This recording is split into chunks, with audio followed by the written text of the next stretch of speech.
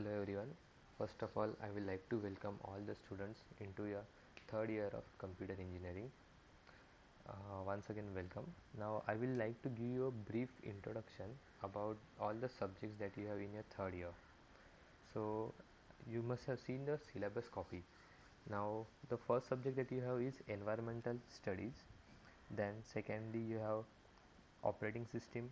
Third, advanced Java programming. Fourth, software testing. Fifth, client side scripting. Now all these five subjects are theoretical subjects, out of which environmental studies and advanced Java programming are your online papers. Then next you have is industrial training, which was been carried in the month of May and June. Then later on you have capstone project planning, that is the third year final year project that you are going to make. So as you are aware that in your second year you have studied Java programming. Now in this year, in the third year, you are going to study the higher version of Java programming, that is your advanced Java programming. So I will be taking advanced Java programming for you in your third year. Now let's move on. And so what are the marking scheme for your advanced Java programming? First, you have an end semester exam, that will be an online exams for marks of 70 marks. Along with that, you have 30 marks that will be for your 2 unit tests and your micro projects. Then you have practical exam, that will be an external practical for 25 marks, and and with that you have your manual marks, that will be of 25. So total for your advanced Java programming you have 150 marks. Now we will see what are the course outcome of advanced Java programming. Now as you are aware that in Java programming you have studied about applets. Now this is the higher version of applets, where you can design your applications. So the course outcome that you are going to study in this are, first one is to develop a program using GUI framework, that is using AWT and Swings. Secondly, how to handle events of AWT and Swing components. Thirdly, you are going to develop programs to handle events in Java programming. Fourth, you are going to develop Java program using networking concepts. Fifth, you are going to develop Java programs using databases. And last is to develop programs using servlets.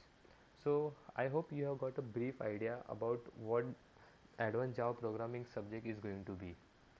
Now let's see what are the units or the chapters that are going to be in advanced Java programming. The units that are going to be first uh, first unit is about abstract windowing toolkit, that is your AWT. Then the second unit is about swings. Third is about event handling. Then fourth is about networking basis, means how you are going to use your Java programming for the networks. Fifth is interacting with your database, means how to connect your Java program along with your database. And sixth is servlets. I hope you have got a brief idea about the units. Now to start with, we'll start with our first chapter, that is abstract windowing toolkit. Now you all must be aware about applets. Now the applets that you had run in a Java programming was a simple application wherein uh, you can develop GUI in your Java program. Now AWT is a higher version of applet, where an AW Java applet where Java AWT is an API to develop GUI or a window based application in Java. Now the Java AWT are platform dependent components. Now what do you mean by platform dependent? Now the components that you are going to use in this AWT are displayed according to the view of an operating system. Means for different operating system, the view for your components are going to be different. Now, then secondly, AWT is an heavyweight component. That is, its components are using is the resources of an operating system.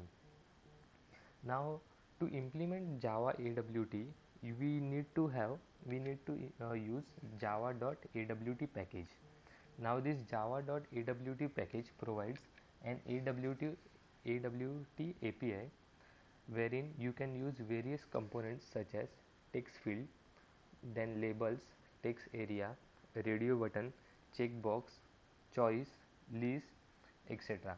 Means these APIs or the components are useful for making a interactive form or interactive uh, window where a user can use Java programming and he can interface with the forms or the application. Now next is an AWT hierarchy. Now in this, as you can see in the AWT hierarchy, first you have an object, then a component.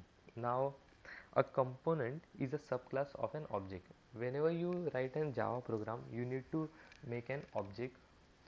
Okay. Now and under that we have components. Now what do you mean by components? Components can be a button, it can be a label, it can be a checkbox, it can be choice, it can be list. Along with that we have a container. Okay. Now a container is nothing but a component which is used to which is used to hold all these components, that is your button, label, checkbox, choice and list. Okay. Now firstly we will see what do you mean by a component. Now a component is an abstract class that encapsulates all the attributes of a visual components. Means what? It is a class which helps to hold the visual components. For example, your button, for example, your text box. So it is used to hold these visual components. A component for the component in a component, all the user interface elements are displayed on the screen and that interacts with the users are the subclasses of a component. Means what? Whatever components that you are going to use over here, that is a button, label, checkbox, are a subclass of a component. Now let's move on and see what do you mean by a container. Now a container is a component in AWT that contains another components. Means what? The container will have all this list, choice box, text box, labels and everything. Now the classes that extends a container is also known as a container. Means what? All these, the frames, the dialog box, the panels are subclasses of a container. Means all these are a container. Now we will see what do you mean by a window. A window is a container that have no border and no menu bar. Means what? It is a window that we are going to visualize, but it does not have any border or it does not have any menu bar. Now but in a window you must use a frame or a dialog box for creating a window. Means if you want to create a window, you always have to use a frame or a dialog. Now next we will see what do you mean by a panel. A panel is a container that does not contain a title bar or a menu bar. Okay. A panel is a container that does not have any title bar or a menu bar. It is without a title bar or a menu bar. For example, your applet. You have studied in your previous semester applets, where you would have noticed that an applet does not have any uh, it does not it does not have any title bar or a menu bar, but it is just used to show you the whatever the object or whatever the components you are going to implement. So the difference between a panel and a window is can have a window can have a title bar or a menu bar, whereas a panel does not have any title bar or a menu bar. Now what do you mean by a frame? A frame is a container that contains title bar and it can also have a menu bar. So it can also have other components like a button, text field. Now from now onwards, whatever we are going to implement in AWT, for that we are going to use a frame. Okay, so this is a brief introduction about AWT hierarchy. Now let's move on to your next. So these are some of the explanation that I have talked about right now. Means what do you mean by component, what do you mean by container, what do you mean by window, what do you mean by panel, and a frame. Okay, so now to implement AWT, we would need to implement it using a frame. For that, there are some important methods for for which the component class has been used. For now, let's see the first method, that is your add component. Now components can be anything, like it can be a button, it can be a text field, it can be any list, or it can be a choice. Now to add a button to your frame, we need to use the method add component and the component object. So it inserts the component on this component. Okay, now to specify the size of your window, we need to use the method public void set size, and then you have to specify its width and height. Now so it is used to set the size of a component. Next we have is public void set layout and the layout manager. Now there are various types of layout that we are going to study, so this is just a brief introduction about what do you mean by layout. A layout is just a means you can say where you can define your layout properties, means how do you want the layout of your AWT. For that we need to use a set layout method. Next is public void set visible. Now by default the visibility of your frame is always false, that means it is not visible, so you always have to mention it public void set visible as true. So these are some of the important methods that we are going to use for inserting a component, for setting the size, for setting the layout, and for setting it visible. Now next part is how do we implement an AWT. Now to create a simple AWT example, you need a frame. So whatever we are going to implement now onwards, we are going to use a frame for that. So there are two ways to create a frame in AWT. Now the first method is by extending a frame class, that is using inheritance, and secondly by creating an object of a frame class. Okay, so these are the two ways where you can implement a frame, first by extending the frame class, and secondly by creating an object of a frame class.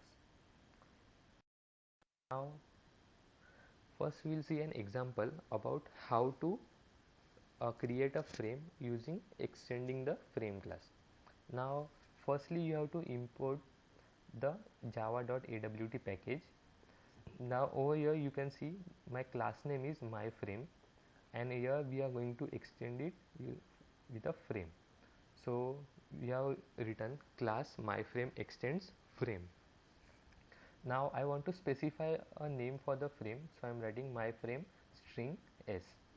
Now to set the size of a frame, I am writing set size 300 300, means what, the size will be 300 width and 300 height. Now right now I am setting no layout, so I will write set layout and bracket I will write null. Then to make the frame visible, I have to write it as set visible true. Then as I am going to give a title for the frame, so I have to write here set title, and in the bracket I have to write s, that is the object of the string class. Now along with this I am going to add a button on our frame, so I am writing button, then the object is b is equal to new button, and to display the inside a button I am writing click me, so that it is visible that inside a button you can show a click me, or you can write anything. Now to set the position of your button I am writing b dot set bound, and these are the coordinates where you are going to position your button. Now to add this we are going to write is that add in the bracket b, that is your button object. Then we are going to close the frame, and then in your public static void main we are again defining my frame f is equal to, that is the object, f is the object of my frame, is equal to new my frame, and we are going to specify the frame name. So as you can see over here, we have written string s, so I am writing a frame name over here. The frame name will be frame example. So if you run this program, you have to compile it and you have to run it in a CMD. So now this will be your output for the program. Here you can see you have the frame title as frame example with a button for the coordinates that we have mentioned, and we have click me mention on it. So this is the output of the program. You can see how to create a frame by using the instance of a frame class.